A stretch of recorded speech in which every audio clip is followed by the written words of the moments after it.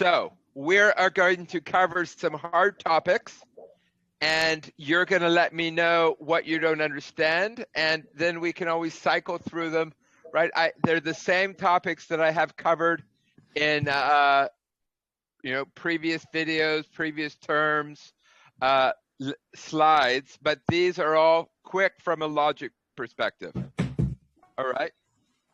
So we're going to be talking, here's a bunch of topics, and if you go through our course, right, you can learn about Euclid and logic, you can learn about Hilbert and proof systems, you can learn about Gödel's incompleteness theorem, you can learn about Turing machines, you can learn about my father who talks about polytime and non-determinism, you can learn about Cook who does NP completeness, right? So we are going to do just a quick learning on those topics. So we classify computational problems based on how hard they are, right? So this is the class of all problems that can be done in polytime versus exponential time versus computable. And then we can talk about different types of uncomputable problems. And we can talk about problems that aren't in polytime, but NP problems and co-NP problems. So that's what we're going to talk about, define all of those. So let's talk about the idea of a witness. And a witness is something that if you want to prove that something exists, then the witness is the thing, you prove that something exists by giving you a witness and saying, look, here it is, right? Here it is, it exists. All right, so how did we do computation? Well, in the beginning, Euclid came up with the first algorithm. He came up with an algorithm for GCD, greatest common divisor, and they just felt, right, everything was possible. God could do anything, so it was just a matter of coming up with how to do it.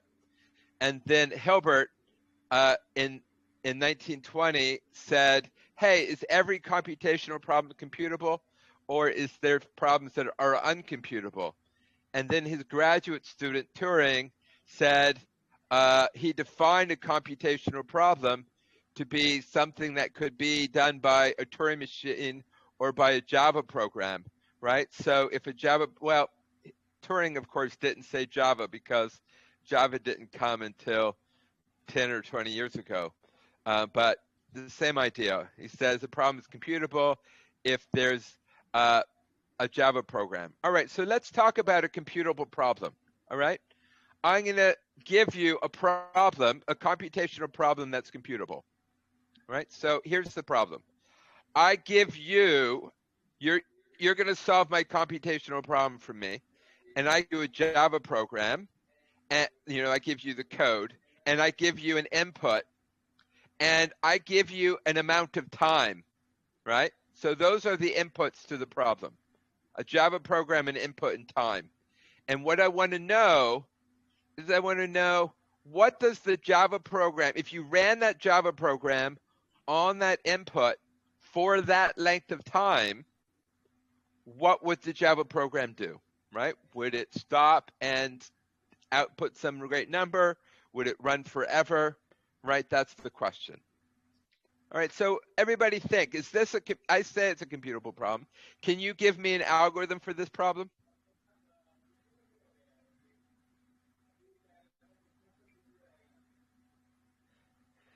I don't have anybody's faces now, right? Think about, can you give me, give me an algorithm for the following problem.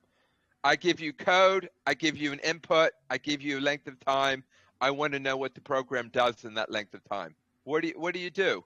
A loop? Just run the code? You just run it. You just run it, right? So it's computable. Why is it computable? Because the algorithm is you just run it for t time steps, right? And you tell me what it does. Everybody follow that? Yes. All right. So I'm going to give you another problem, and this problem is uncomputable, right? That means there's no algorithm for it. Here we had an algorithm for that first problem.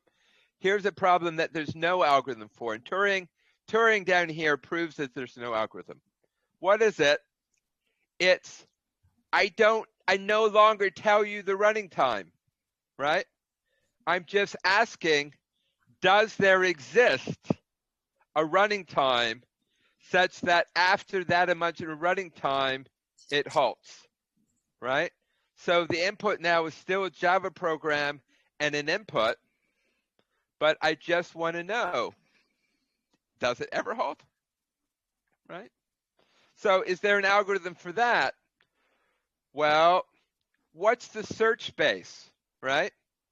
You think, well, if I had a t, the algorithm is computable, right? For any given t, I can determine whether or not the algorithm Java halts in t time steps, right? So for every t, I can solve this problem, right?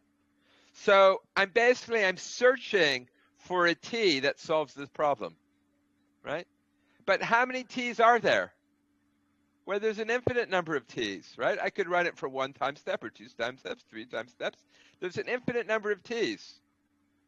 So it takes me an infinite amount of time to search all these t's. So that's why the problem's undecidable. Does everybody get that so far? Yes. All right. So now I'm going to give you another example. All right. This is what we're going to be doing here. We're going to talk about things that are computable and then search problems that are not computable. All right.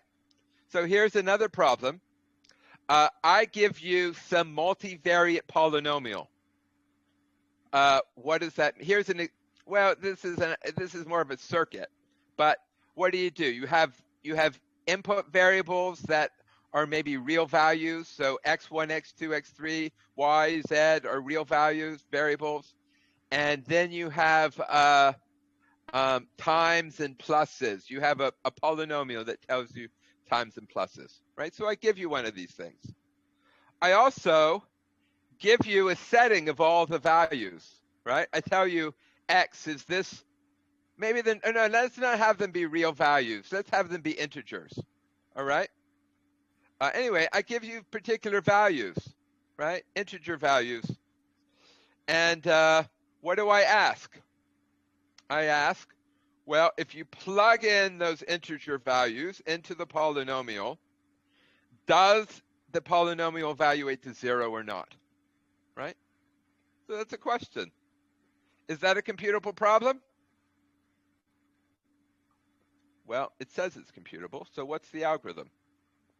The algorithm is you follow the rules. Here, you just multiply, add, and here I have values up at the top, and you plug them in, bang, bang, bang, you get an answer 20. It's not 0, so you say no, right?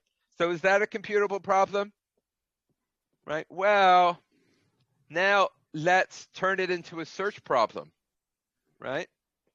Now I give you the polynomial, and I ask you, does there exist an I which sets integer values for all your variables such that the output is 0, right? For any given I can compute this quickly, but I'm asking, does there exist an I, right?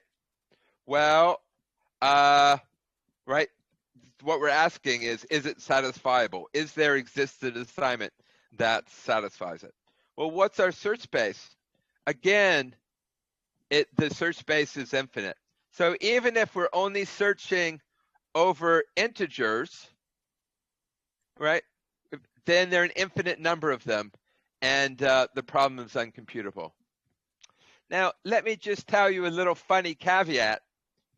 If we don't search over integers, and I did say integers. If we allowed them to be real numbers, then the problem is solvable. Why? Because then you can do calculus, right? There are algorithms for finding integers, real numbers.